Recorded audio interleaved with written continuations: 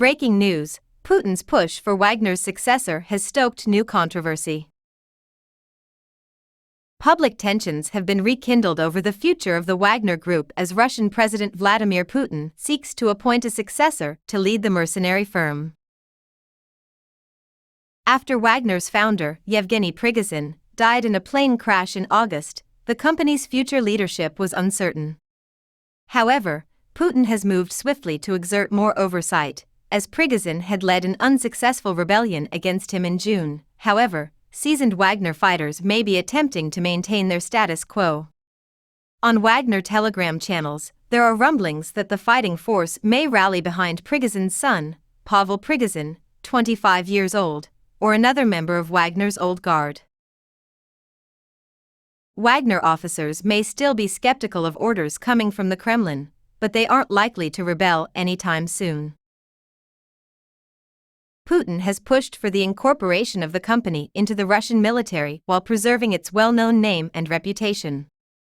He also announced last week that he had appointed a retired Russian colonel with the codename Greyhair and a former Wagner commander to lead all mercenary forces in Ukraine. New developments, according to University of New Haven Associate Professor of International Affairs and National Security Matthew Schmidt, prove Wagner is no longer independent.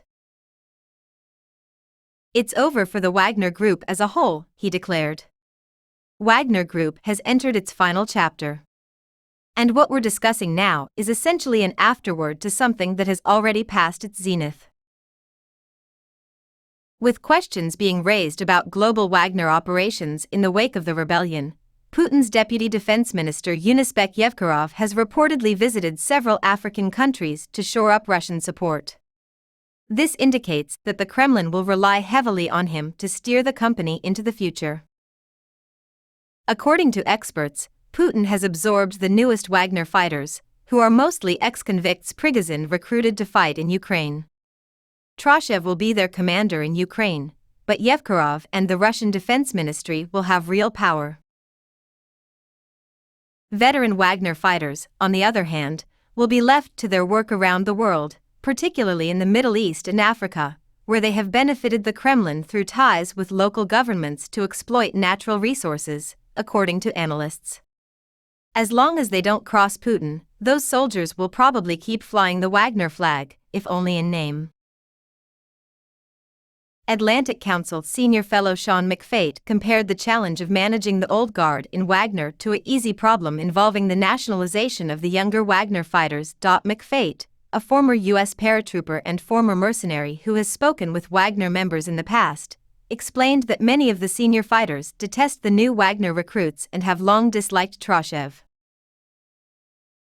The big question is, if Putin can't get those Wagner Group guys in Africa, or at least a significant portion of them under his thumb, then he loses a great power competition against the US and China in Africa, said McFate. Putin needs Wagner to be an invisible hand in Africa that does the Kremlin's bidding, according to McFate, but he must make sure the old guard is well compensated and has enough autonomy to be happy. The situation may not go well, McFate warned, if Russia tries to be heavy-handed and tries to pull these guys back into Ukraine or tries to put them on a short leash in Africa. Wagner Group has not completely capitulated to the Kremlin, but it is highly unlikely that the firm can defy Putin. A primary Wagner channel hinted in a Telegram post that they would not be backing Troshev, one of the company's founders and the chief of staff for its operations in Syria. After the rebellion, which Prigozhin's supporters refer to as the March of Justice, Troshev reportedly lost his command and began acting as an intermediary between Wagner and the Russian government.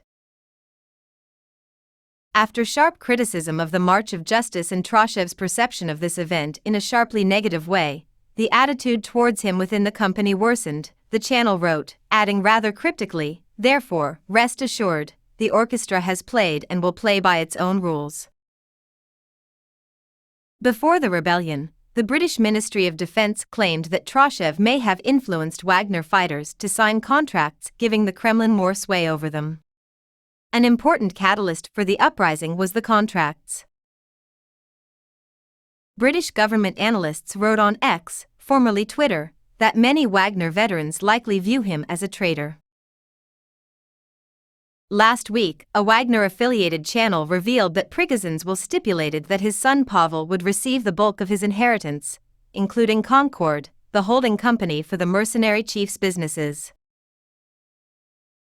According to a recent analysis by the Institute for the Study of War, some Wagner personnel are interested in rallying around a Prigozhin-linked alternative to Troshev, suggesting Pavel could take control if Troshev were to resign. Analysts consulted for this piece, however, expressed skepticism that Pavel would actually take control of the company, even if influenced by senior Wagner officials. This is completely absurd.